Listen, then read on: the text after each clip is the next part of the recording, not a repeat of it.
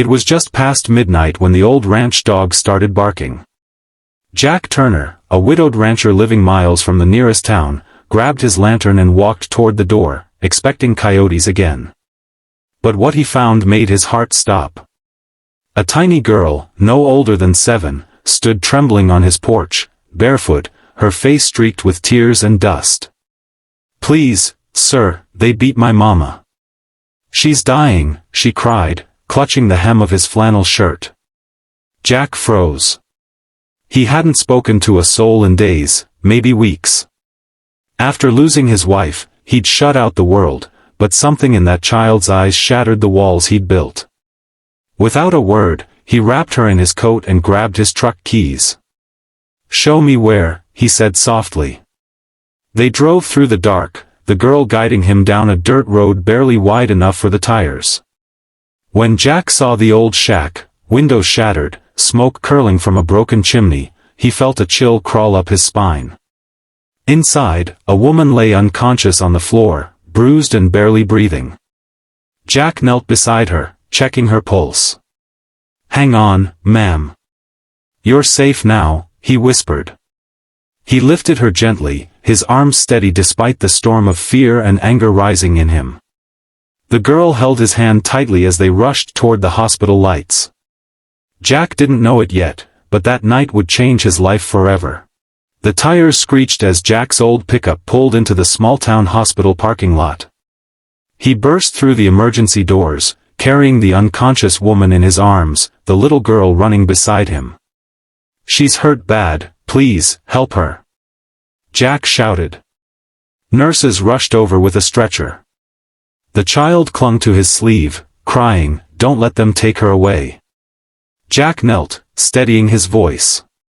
"They're gonna make her better, sweetheart. I promise." When the doors to the trauma room swung shut, silence fell like a heavy blanket. Jack hadn't stepped foot in that hospital since his wife passed away 3 years ago. The sterile smell, the humming lights, it all came rushing back. He sat with the girl in the waiting area, her tiny hand still gripping his. "What's your name?" he asked softly. "Emily," she whispered. "Mama's name is Grace." Jack nodded. "Grace is a strong name. She'll pull through." After an hour, a doctor approached, his expression grave. "She's stable for now. But she's been through a lot, looks like she's been living rough for some time." Emily's eyes filled again. "The men hurt her, 'cause she wouldn't give them money. We were hiding in an old barn." Jack felt his fists clench.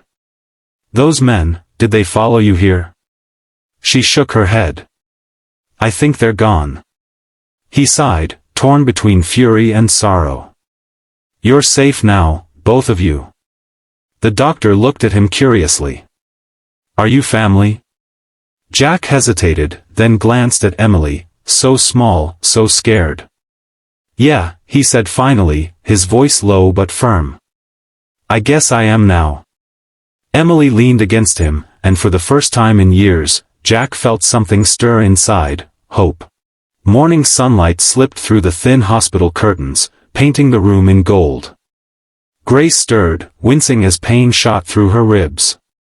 The first thing she saw was Emily curled up in a chair beside the bed, safe, warm, and sleeping soundly. Then her gaze shifted to the man sitting in the corner, hat in his hands, eyes full of quiet concern. "Where am I?" she whispered. Jack stood, his voice gentle. "You're in Pine Creek Hospital. You and your little girl are safe now." Tears welled in Grace's eyes. "Safe?" she echoed, as if testing the word. "I don't even know what that feels like anymore." Jack hesitated. "Emily came to my ranch last night. She said you were hurt. I just couldn't leave you there." Grace covered her face, shaking. "I tried to protect her. After my husband died, I lost everything. We were sleeping wherever we could, barns, porches, anywhere. Last night, they came looking for money I didn't have." Her voice broke. "I thought I was done for. If Emily hadn't run." Jack reached out, his rough hand resting gently over hers. You did right by her. You raised one brave little girl.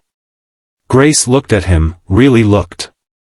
His weathered face, the kindness in his eyes, it had been years since anyone looked at her like that. You don't even know us, she murmured. Jack gave a faint smile. Maybe not. But I know what it's like to lose everything. And I know what it's like to need someone. For the first time, Grace felt a spark of peace. Maybe strangers could still be angels in disguise. 2 days later, Grace and Emily stood at the edge of Jack's ranch. The land stretched wide under the morning sky, rolling fields, weathered fences, and the soft whinny of horses in the distance. Grace hesitated. Jack, you've already done enough. We can't stay here. Jack shook his head. You both need rest, not worry. The bunkhouse is empty. You'll have privacy, food, and warmth. That's all I've got to give. Emily's eyes lit up as she spotted a foal trotting by the fence. Mama, look. A baby horse. Grace smiled weakly, the sight tugging at something deep inside her. It had been so long since she'd seen her daughter smile like that. Over the next few days, the ranch found its rhythm again. Emily followed Jack everywhere, feeding the hens, brushing the horses, and asking 1,000 curious questions. Grace helped in the kitchen, cooking simple meals that filled the old farmhouse with life again.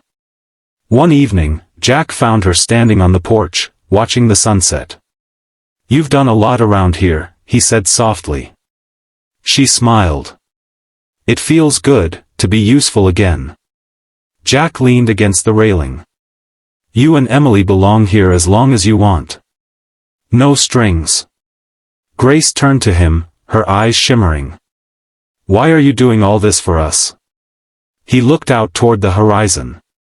Because someone once did the same for me when I was lost. I couldn't save my wife, but maybe I can help someone else find peace. Grace's breath caught in her throat. In that quiet moment, surrounded by golden light and the hum of life returning, she realized, kindness was the only thing truly stronger than pain. Weeks passed, and the ranch began to feel more like home than any place Grace or Emily had known. The color had returned to Grace's cheeks, and Emily's laughter echoed across the open fields, pure and free. One chilly morning, Jack saddled his horse to ride into town for supplies. As he mounted up, Emily ran out of the barn, clutching a small piece of paper. Wait, Mr. Jack, she called. He smiled, taking the note. Inside, written in a child's shaky handwriting, were the words. Thank you for saving my mama's life. You're our hero. Jack swallowed hard, his throat tight. He reached down and lifted Emily onto the horse beside him. No, sweetheart, he said quietly. You're the hero. You saved her when you knocked on my door. Grace watched from the porch, her hands trembling around her coffee mug.